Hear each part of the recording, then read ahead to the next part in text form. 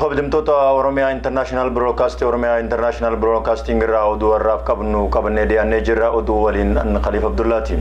Paartiin Koongireesii Federaalawaa Oromoo haala ammaa irra jiru kanaan filannoo irratti hirmaachuun baay'ee akka isaan rakkisu ibsa arra miidiyaalee filaate keessatti himeeti jira. Miseensotaa fi deeggartoota isaarraa hidhaan hammaachuu kan himu KFO'n akka fakkeenyaatti godina Jimmaatti miseensotni 200 ol hidhaarraa akka jiranii fi akkasumas Shawaa Bahaatti miseensota 700 ol ta'an aanaalee garaagaraa keessatti hidhaarraa akka jiran ibsa arra kenne keessatti himeeti jira. Dabalata gabaasa kana akka itti aanu kanatti isin biraan geenya. Paartiin Koongireesii Federaalawaa Oromoo haala amma jiru kanaan filannoo marsaa ja'affaa irratti hirmaachuun hedduu nu yaaddeessaa jiran. Miseensotaa fi deeggartoota isaa irratti hidhaan hammaachuu kan himu KFO'n akka fakkeenyaatti godina Jimmaatti miseensotni isaa 200 ol ta'an hidhaarraa akka jiranii fi godina Shawaa Bahaatti miseensotni 700 ol ta'an aanaalee garaagaraa keessatti hidhaarraa akka jiran ibsa arra miidiyaaleedhaaf kenne keessatti tuqeetti jira. Kanneen godina Shawaa Bahaatti hidhaman keessaa walakkaan kan mana murtiitti hin dhiyaannedha. Nama barbaadeetu siidha hidhaa taatu dirree irratti si ajjeesa jira. Miseensotaa fi deeggartoota isaa irratti doorsifni adeemsifamaa jiraachuu akkasumas waajjiraalee baranii akka hin seenne dhorkamuu kan hime dhaabichi waajjiraaleen isaa godinoota garaagaraa keessatti argamanis humnoota mootummaatiin caccabuu fi saamamuu isaanii himeera. Rakkoo siyaasaa biyya kana mudate furmaanni siyaasaa ta'uu qaba jedha KFO'n. Hidhamuun miseensota olaanoo paartii keenyaa hedduu nu yaaddeessaa kan jedhu KFO'n filannoo irratti ni hirmaanna jennee qophii barbaachisu taasisaa turre namootaa fi dookumentii qopheeffataa turre amma garuu yaaddoo keessa buunee jirra jedhan. Dhaabichi miseensonni isaa manni murtii akka gadhiifaman ayyee hidhaarra tursiifamaa jiraachuu isaanis komateera. Obbo Xurunaa Gamtaa erga hidhame waggaa tokko ol ta'e kan mana murtiitti hin dhiyaanne jira. Qindeessaa itti aanaan koree KFO Wallagga Lixaa Abrahaam Dhiyanaa erga hidhame waggaa tokko ol ta'eera. Waajjiraalee keenya iddoowwan garaagaraatti argaman hooggantoonni hidhamuu isaanii doorsifni waan irratti gaggeeffameef cufamanii jiru jedhan.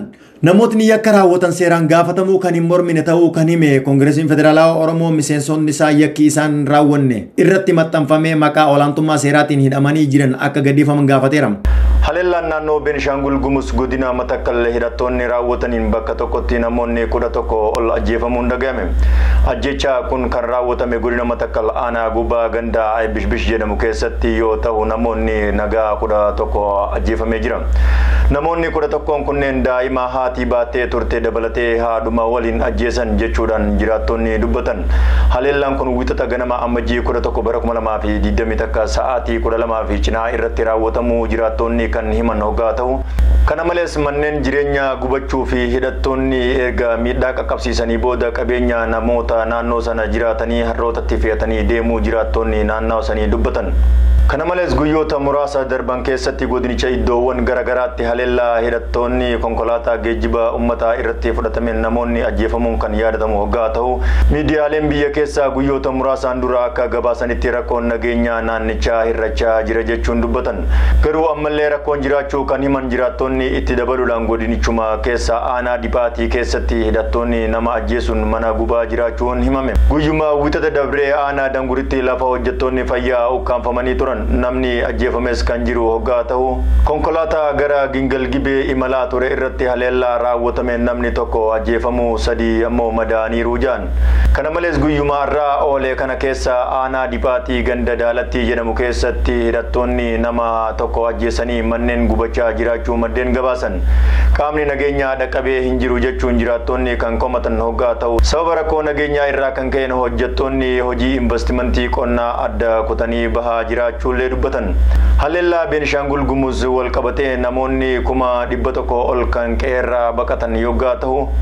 Gama mootummaatiin ammoo naannoo rakkoon itti hammaatee ture bulchiinsa komaandii poostii jala galchuun haalicha tasgabbeessuuf hojjechaa jirra jechuun uummatni kanan dubbatan hoggaa ta'u.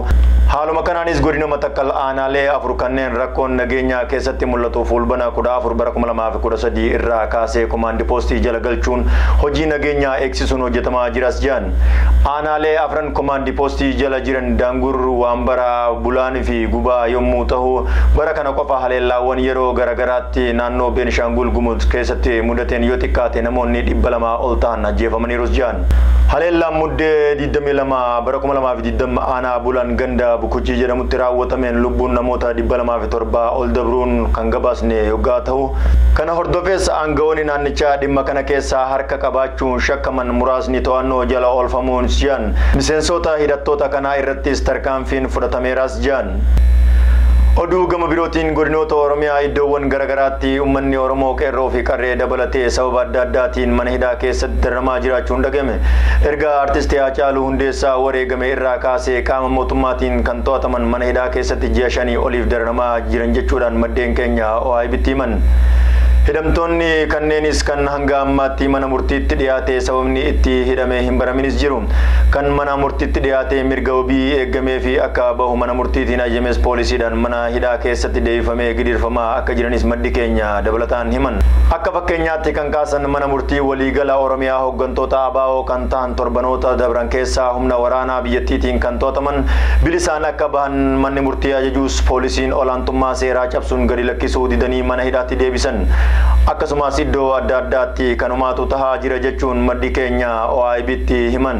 Gama oduu teenya biyya alaatiin ministeerri dhimma alaa USA Mike Pompeoon Iraan neetwoorkii jihaadistootaa kan ta'e Al-Qaayidaa akka da'oo haaraa achitti ijaarratan hayyamteeti jechuun ifatti mootummaa biyyattii himatan. Faallaa Afgaanistaan keessatti kan yeroo Al-Qaayidaan gaarreen keessatti dhokatu sana har'a garuu eegumsa cimaa bulchiinsa Iraan jalatti socho'aa jira jechuun The National Press Club'tti himan. Dabalata oduu tana akka itti aanu kanatti isiniif dhiyaata.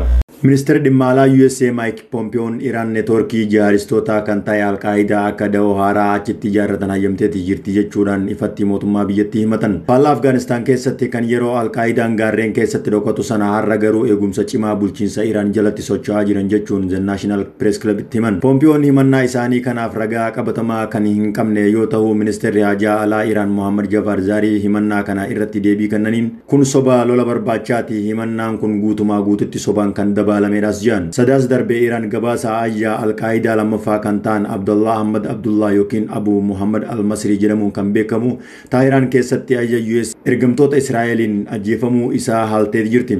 Ibsa Pompeoon kibxata kaleessaa Waashingtan keessatti kennaniin yeroo jalqabaatiif Masriin hagayya 7 ajjeefamuu mirkaneessuu odeeffannoo dabalataa osoo hin kennin bira dabraniiru. Erga bara 2015 kaasee Pompeoon dureewwan Al-Qaayidaa akka bilisaan biyyattii keessatti miseensota biraa waliin akka wal qunnamanii fi hojiiwwan akka haleellaaf ayya kennu holola gaggeessuu fi galii walitti qabu. Mr. Pompeoon dabaluudhaan Ameerikaa haala sadarkaawwan shororkeessitoota addunyaa ramadaman addaa hooggantoota Al-Qaayidaa 2 kanneen Iraan keessatti buureeffachuu amananiif kennuuf yaada jiraachuu himan. Hokkara deeggartoonni Trump kaapitaal keessatti kaasanii booda bakka buutonni dimokiraatota 3 COVID-19 qabamuun dhagahame. Sanbata dabree haakimni miseensota koongiresii Brian Monahan seera tumtootaa fi miseensonni koongiresii hokkara baqachuun iddoo tokkotti walitti qabamanii turan kan qorataman yommuu ta'u, miseensota koongiresii haleellaa kana jala kutaa tokkotti dhokatan turan 3 vaayirasichaan qabamaniiru jechuun kan dubbatan. Gariin isaanii kutuma keessatti dhokatan sana keessa yeroo dheeraa kan turanii fi kaan immoo kan xiqqoo turan yeroo kanatti eega nama qabamee ture biraa irraa kan itti darbuus malas jiran. Tolegaa kabajamtoota daawwattoota Oromiyaa International Broadcasting Oromiyaa International Broadcasting irraa oduun irraaf qabannee kan hanga ammaatti isin biraan gahaa turre kana fakkaata. Qopheessee isin biraan gahuudhaan kan isin waliin ture an Khalifa Abdullaati. Oduu teenya birootiin hanga walitti deebinutti nagayaan nu tura.